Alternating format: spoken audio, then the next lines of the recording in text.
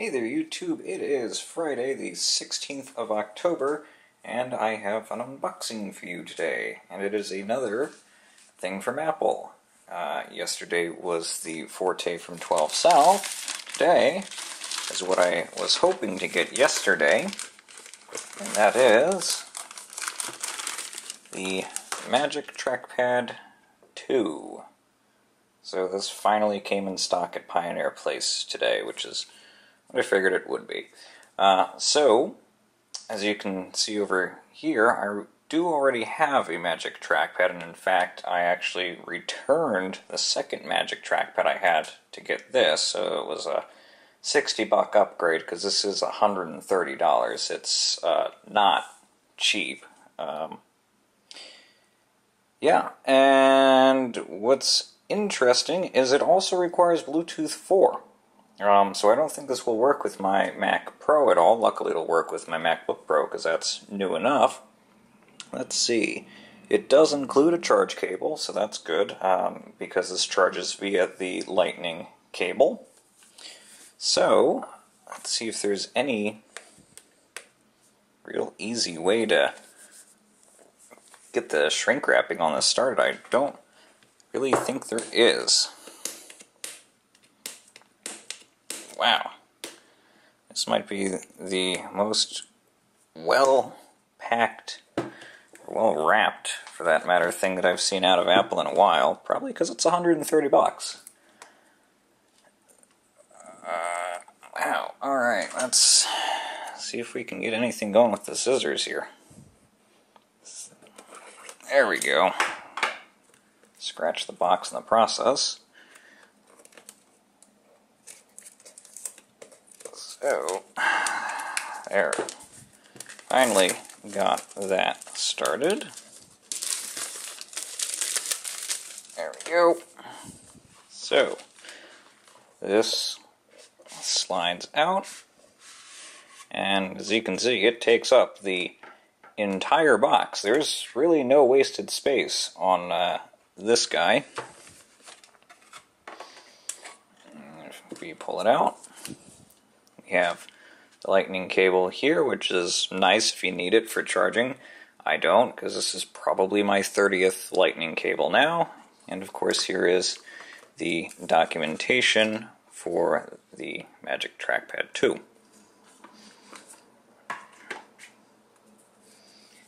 So, at first glance, this certainly looks thinner. It does have a lower profile. And because the entire surface is clickable now, you no longer have the really awkward two dimples here. That's actually the click surface for the first generation one. So on this guy, these two are what actually click in and give you your click. So let's take the wrapping off of it and have it slide out like so. So the other thing is this is also white, so if you like the aluminum finish instead, well, not on this guy. Yeah. So this surface does push in a little bit, so it probably still does have a bit of a mechanical click to it. Over here you have your antenna, you've got your lightning port here, and your on-off switch over here. And the back is pretty simple, it's just the Apple logo. So, if we quickly grab a USB cable out of the drawer here, again, a lightning cable, and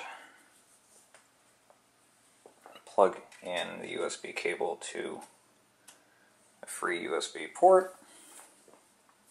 And let's switch over from camera display to computer display here. Probably should have started a QuickTime screen recording so I don't have to point this at the display, but it was a last minute thought. So anyway, let's see what happens when we plug the trackpad in. So there we go. It's plugged in. And this is the on-off switch over here at the bottom. And one of the things that's actually really nice about the new Magic Trackpad 2 is that as it's charging and as it's connected via the lightning cable, I believe you should be able to still use it so long as it's turned on. Let's see if that is actually the truth. And as you may have seen, there's an additional blip there to show that it's wirelessly paired with Mac. So again, I still have the cable in it, and let's see if I can navigate up to the top here to dismiss it. There you go. Remove the cable, and it's still paired, which is quite nice. That Apple kind of took a little bit from Sony there. If you've ever owned a PlayStation, you're pretty familiar, I should hope, with connecting things over USB to pair them, and it just makes a lot of sense. It really, makes it a lot easier. And if you don't have a mouse or anything else connected to the computer, and you're trying to pair something over Bluetooth, well, have fun with that. It's really not fun. So it does feel like this does actually mechanically click because it does have the Force, touch in it. But at the same time, it also feels like it's giving that haptic feedback. So I'm not entirely sure what the internals are on it. It feels really good. I will certainly say that. And if we do a comparison here of the 2 to the 1, it is the same height. Granted, it is lower down and closer to the desk. It's certainly a lot longer, so I can fit all 5 of my fingers pretty much no problem there, whereas with the first one, not so much. So I suspect this will make doing some of the multi-touch gestures a lot easier. But initial thoughts, it's really just an upgrade to the first one. Give it a try, and we'll see if it's any good, if it was worth upgrading or not. But for now, that's it.